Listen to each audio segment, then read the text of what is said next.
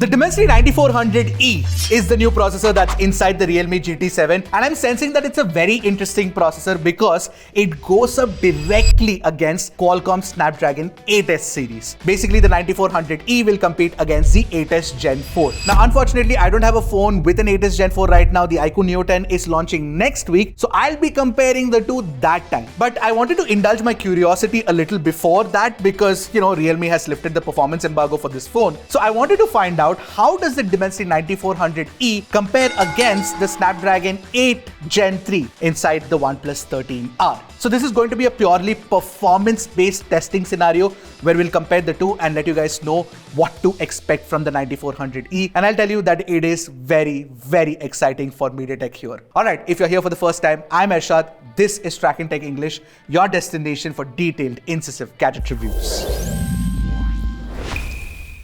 Now let's first compare the SoC architecture of these two. With the Snapdragon 8 Gen 3, what you get is a prime core, performance cores and efficiency cores. Whereas with the 9400e, the efficiency cores are not here, obviously. What you get is the prime core and the performance core only. Because in all honesty, we've seen this with the Dimensity 9400 as well. The Cortex X4 inside the 9400e is actually very, very efficient. In fact, all of the Dimensity 9400 based phones that I've tested have had the best battery life on flagship Android phones this year. Anyway, if you want to see a more detailed breakdown, the chart is right up there for you.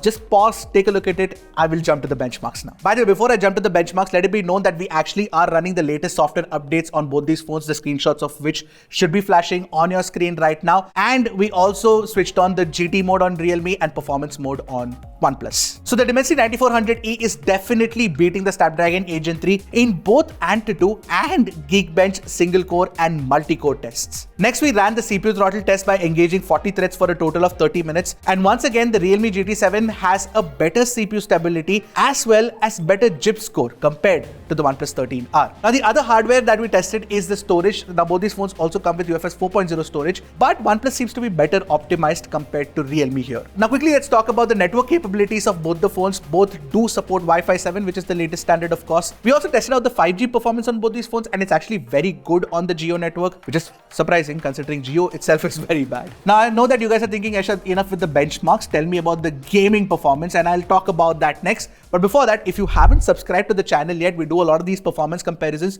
just for you guys. So give us your support, hit that subscribe button. The GPU used in the Dimensity 9400e SoC is the ARM Immortalis G720 MC7, and the 8 Gen 3 has the Adreno 750. Now, while stress testing the GPU with 3D Mark Wildlife stress test, we got better GPU stability on the 9400e compared to the Snapdragon 8 Gen 3. But with the Snapdragon 8 Gen 3, you get better best loop scores and higher average FPS. Having said that, the Dimensity 9400e lost less battery life and ran much cooler as well. Now, we also run the Solar Bay ray tracing test in 3D Mark for chipsets that support ray tracing, and in that we noticed that the Snapdragon 8 Gen 3 scores higher than the 9400e, but it's only a slight margin, so keep that in mind. Now, for the real world gaming testing, I played Genshin Impact for 30 minutes at highest graphics and targeting 60 FPS. So I got an average of 59.2 FPS with the 9400e and 59.8 FPS with the Snapdragon 8 Gen 3. But the OnePlus 13R with the Snapdragon 8 Gen 3 was slightly hotter compared to the Realme GT7. So what I can tell is the Adreno GPU used